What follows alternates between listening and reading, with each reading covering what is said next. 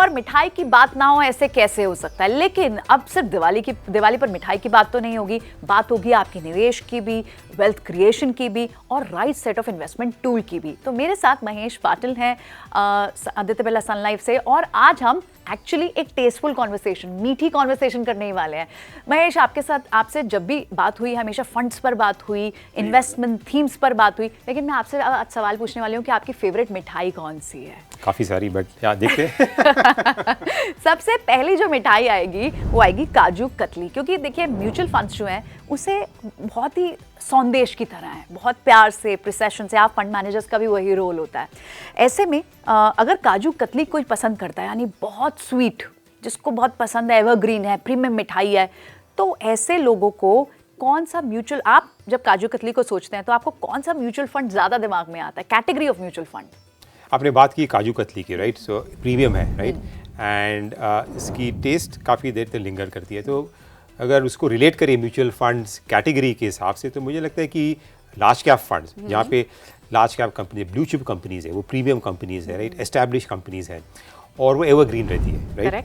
सो अगर उससे रिलेट करें तो मुझे लार्ज कैप फंड उसके साथ एसोसिएट कर सकता हूँ उसके साथ। उसको हम ऐसे भी देख सकते हैं क्या महेश, क्योंकि जिनको बहुत मीठा पसंद है, यानी एक अच्छा कंसिस्टेंट रिटर्न पसंद है, जिनको बहुत वॉलेटाइल भी नहीं लेकिन एक कंसिस्टेंट रिटर्न, उनके लिए काजू कतली है।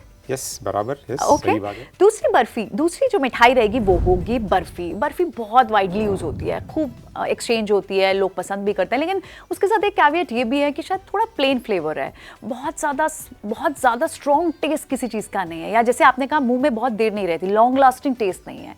तो क्या ऐसा कोई फंड हो सकता है जिसमें पार्टिसिपेशन तो बहुत होती है लेकिन बहुत बड़े रिटर्न्स शायद as comparison to large caps नहीं मिलते हो? सो अगेन इसको अगर रिलेट करते हैं तो एक बर्फ़ी की जो खासियत है कि it's a mass, everybody likes it, it's a widely available kind of thing.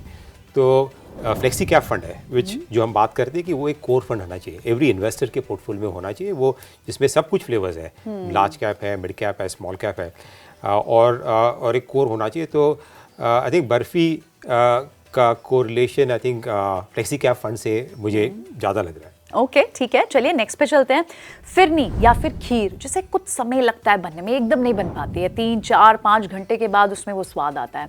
तो यानी ऐसे फंड्स जिनमें आपने आज स्टार्ट किया है लेकिन हो सकता है कल आपको बड़े रिटर्न मिलने लगे, फ्यूचर में आपको जाकर रिटर्न मिलने मिले, आज तो छोटे हैं पर समय के साथ बड़े हो जाएंगे। सो फिरनी के हिसाब से अगर देखा जाए तो आई थिंक थीमेटिक फंड जो है, राइट, जो आई मीन जब भी थीम चलने लगती है उसमें आपको थोड़ा पेशेंस रखना पड़ता है, बट जब भी वो थीम चलती है तो आपको बहुत बड़े रिटर्न उसमें मिल सकते हैं, राइट? और उसको थोड़ा सा सेट होने को टाइम लगता है, राइट? एक पोजीशन बनानी पड़ती है और थोड़ा वेट करना पड़ता है, बट सब्र का फल मीठा होता है वहाँ पे। सो थीमेटिक फंड्स जो है, ओके, जब भी रिटर्न्स देते हैं तो बहुत बड़े रिटर्न्स देते हैं, तो उसकी टेस्ट भी आपको, जो पेशेंस जो आपने ली है उसका रिजल्ट भी है, उसको आपको फाइनली मिलता है। तो थीमेटिक फंड्स तो अभी इस वक्त जो समय चल रहा है उसके हिसाब से आज फिरनी फंड कौन सा है हमारा?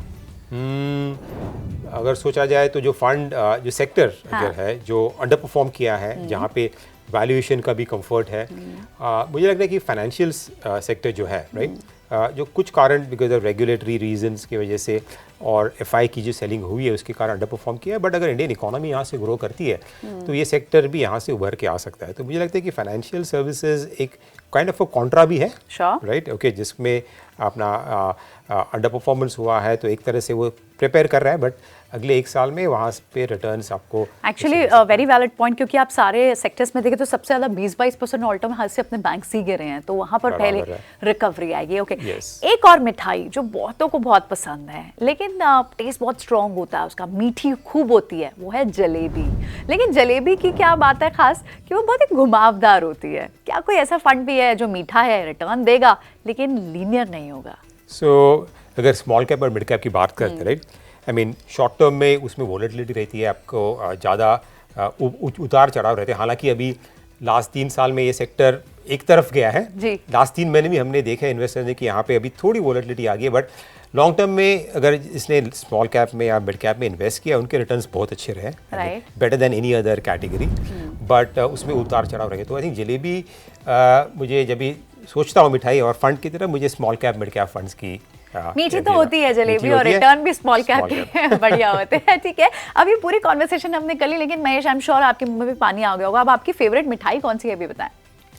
अभी इस करंट सिचुएशन को देख के अगर मार्केट की तरफ से इसको रिलेट करता हूँ तो मुझे लगता है कि लार्ज कैप जो फंड्स है, राइट, रिस्क रिवॉर्ड के हिसाब से अच्छे लग रहे हैं, और जहाँ पे अभी हम लोग को प्रोटेक्शन भी चाहिए, राइट, अभी मार्केट ने अच्छे रिटर्न दिए हैं, तो जो फंड ज़्यादा ब्लू चिप है, हायर बेटर क्वालिटी, और जहाँ पे वैल्यूएशंस रीजनेबल है, तो मुझे लार्ज कैप फंड अच्छे लगते हैं। तो उसके हिसाब से काजू कतली जो मेरी ऑल टाइम फेवरेट है, वो आई थिंक सबसे बढ़िया मिठाई रहेगी। काजू कतली आपकी नहीं, बहुतों की ही बहुत फेवरेट है। बहुत बहुत शुक्रिया आज समय देने के लिए और ये टेस्टफुल से कॉन्वर्सेशन हमारे साथ करने के लिए। बहुत शुक्रिया, थैंक यू सो मच। ये खास कॉन्वर्सेशन को और ये मीठी सी कॉन्वर्सेशन को देखने के लिए बहुत बहुत शुक्रिया आपका।